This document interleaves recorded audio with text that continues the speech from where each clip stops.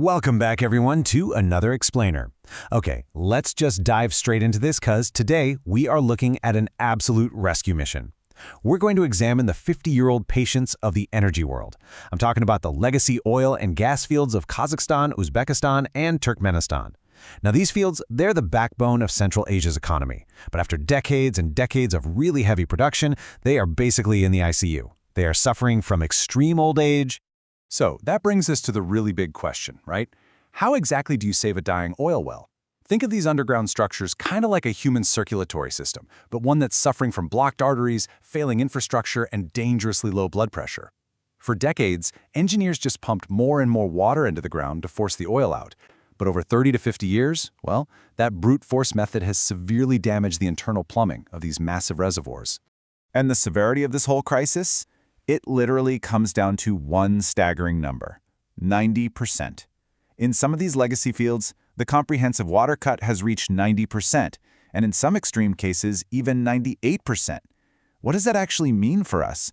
It means for every single barrel of oil they extract, they're pulling up 9 barrels of water. Just imagine the sheer electricity cost of pumping all that water to the surface, separating it, and then dealing with the severe pipe corrosion it causes. Economically, it's a total death spiral. But, the treatment for this is rapidly evolving. The old way of dealing with that water buildup was essentially a really crude mechanical plug, basically dropping down packers just to block the water. But due to extreme corrosion and damaged pipes, that method now has a success rate of less than 40%. So what's the new way? Chemical diversion. Instead of clunky mechanical barricades, engineers are injecting these smart chemical gels. These gels go in flowing just like water, but once they hit the target heat and pressure underground, they expand and harden, sometimes up to 50 times their size. They act like targeted cholesterol medication, completely blocking the massive water channels and forcing the fluid into the smaller, untouched pores to push out the remaining oil. In Kazakhstan's Uzbekistan field, for example, this precise chemical surgery actually dropped the water cut by 8 to 12%. Section 1. Chemical and Biological Therapies. Let's get into it. So, to go beyond just using those chemical gels, engineers are moving into this entirely different realm of science: microbial enhanced oil recovery, or MEOR. This is essentially a biological probiotic therapy for dying oil wells, and it is gaining serious traction in Western Kazakhstan. They aren't just pumping foreign chemicals down there anymore. They are relying on biology. And honestly, the coolest part? They are using native microbes that have been living completely dormant down in those extreme underground environments for decades. Let's actually walk through how this microscopic magic happens. It's wild. First, engineers inject a carefully tailored nutrient mix of nitrates and phosphates. Second, this food awakens the dormant, heat-loving microbes that are naturally present in the rock.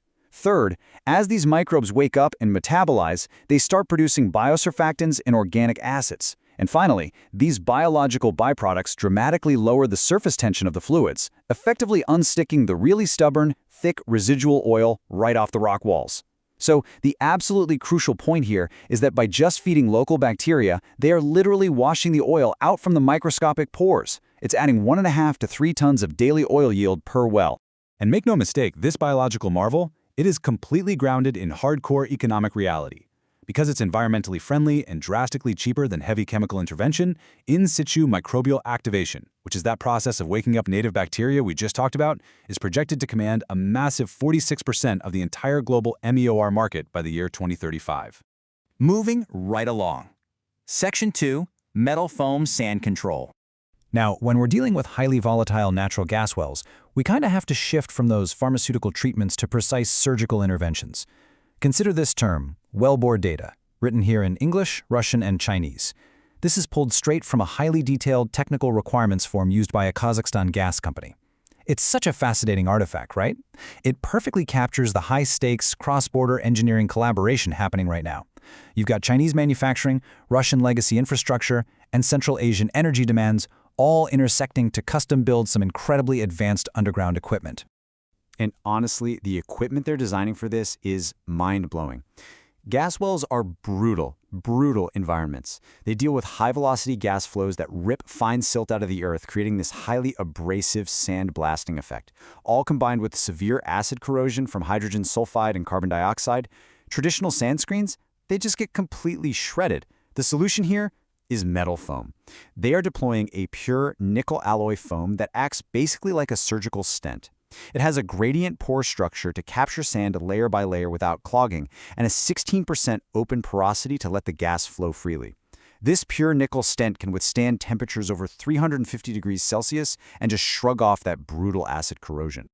All right, Section 3, Smart Tech and AI. So, okay, we fixed the plumbing, but how do we make sure the patient actually stays healthy? The days of engineers just relying on their gut instinct and turning manual valves are completely over. Enter the digital twin. A digital twin is an AI-driven virtual model of the entire underground reservoir.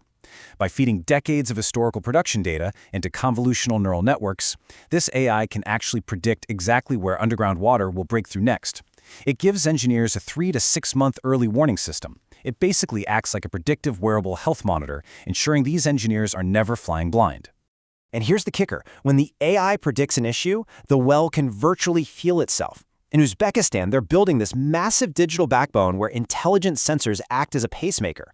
You have automated subsurface valves, 24/7 sensors monitoring flow and water cut, and instant layer isolation that reacts in seconds if water bursts through.